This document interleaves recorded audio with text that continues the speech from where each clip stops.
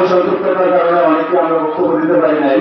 আজকে আমাদের সম্মানিত অতিথি মহোদয় ছিলেন অনেকেই বক্তব্য দেওয়ার মতো, আমরা আন্তরিকভাবে দুঃখ প্রকাশ করছি। আমাদের সম্মানিত সভাপতি, শ্রদ্ধেয় মঞ্চভূষ্ট নেতৃবৃন্দ, শ্রদ্ধেয় শিক্ষক মন্ডলী, অভিভাবকবৃন্দ,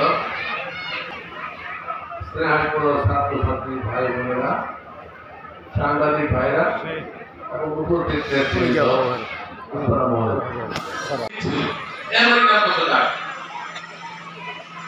নামাজ পড়ে তো বের হলাম, মসজিদে বের হওয়ার পরে অন্তত 50 জন মুসলিম বাংলাদেশের তারা গোয়াকে থেকে আমেরিকাতে ছেড়ে তারা দেখলাম কলকাতা থেকে এত দূর থেকে কথা বলতেছে, আমাকে পরিচিত হয়েছে পারা।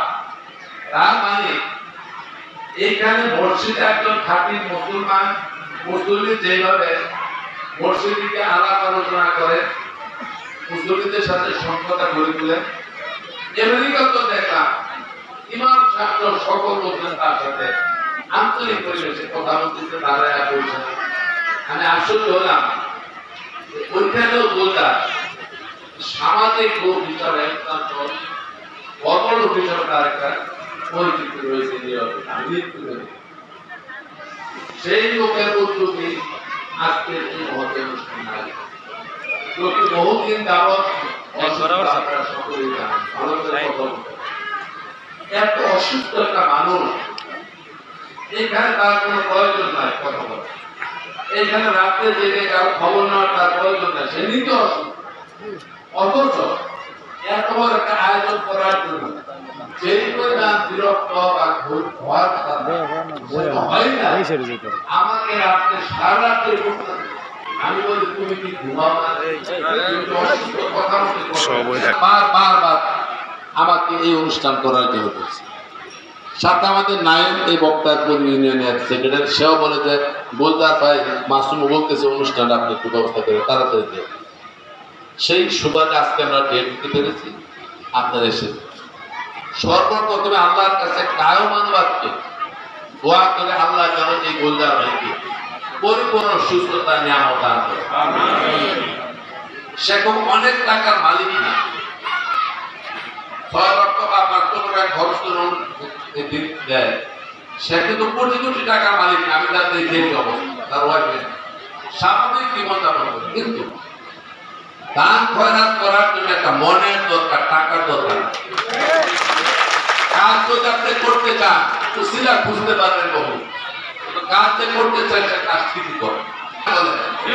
সে অনেক প্রাচুর্যতার মধ্যে বসবাস করে না। আমি আমেরিকাতে দেখেছি সর্বক্ষণ সে একটা পাঞ্জাবি রঙ্গি করে সে মসজিদে আমেরিকাতে বিতরণ করে, কিন্তু তাকে অনেক ধনী মানুষ সমাজ আছে, অনেক ধনী, দেখবেন যে তার কেউ চিনে না, জান না, সে একটা চা খাওয়া হয়তো মানুষের কাছে মানুষের, কিন্তু গোলদারের দেখেছি এই কাজটি সে করে। এই জন্য বললাম তার জন্য দোয়া। আমার খুব কান্না আসতেছে, এখনো তার চোখে দেখলাম, আলম ভাই দেখলো, আমাদের অভিযোগ ভাই দেখলো, সে হাসতেছে, আমরা হাসতেছে, এত খুশি, হাত তুলে খালি এরকম করতেছে এরকম। যাই হোক, যে সমস্ত ছাত্রছাত্রীরা তোমরা বৃদ্ধি পেয়েছ, তোমাদেরকে সেলুট জানাই, তোমাদেরকে আদর করি, তোমাদের জন্য দোয়া করি। যারা পাও না তারা কিন্তু আরো বেশি পাওয়ার সুযোগ আছে, কারণ যে পায় নাই সে তো পাইতে চায় নাকি, যে খেয়েছে দুপুরে সে কি আর খেতে যাবে দুপুরে, তাই যে খায় নাই ক্ষুধা সে তো খাওয়ার চেষ্টা করছে, যার যে অভাব সেটার জন্য চলতে থাকে। কাজে যারা পাবে তাদেরকে আরো বেশি উদ্যোগ নিয়ে লেখাপড়া করতে হবে, যে আমি তো পাই না, আমার ভাই তোমাদের জীবন সুখময় হবে, কল্যাণ। এই এলাকাটা অত্যন্ত শান্ত শিষ্ট একটা, সরকার আসছে আর গেলেই হয়, সরকার যারা থাকে তাদের এইখানে খেদমত করার মানসিকতা, রাজনৈতিক বক্তব্য দিচ্ছে। উদাহরণস্বরূপ মসজিদের সকলের আলোচনার মধ্যে যিনি সভাপতি হন তার কিন্তু দায়িত্ব থাকে, যেমন করেন সকলের সভাপতি নিয়ে মতামত দিয়ে আমি সভাপতি হয়েছি, আগামীতে মতামত যদি সভাপতি হইতে চায় সকলের মতামত লাগবে, কাজে তখন সে সকলের কথাটা শোনে। আর যদি গায়ের করে সম্পত্তি হয় তাহলে মনে করবে কোন লোকের আমার প্রয়োজন জনগণের কোটে হইতে বা কাজে সাবধান আমাকে হুঁশিয়ার করে তুলতো। আর যদি কেউ মনে করে যে না জনগণের কোট কিচ্ছু দরকার নেই, মাহমুদের কোটের দরকার নেই, তাহলে আমি কথা বলবো বিগত এই অনেক বছরটা এইরকম একটা সরকার ছিল সেখানে কোন ভোটের প্রয়োজন হয় না, তার জন্য তারা মাদ্রাসার উন্নয়ন করার প্রয়োজন নাই, নিজেদের উন্নয়ন করবে।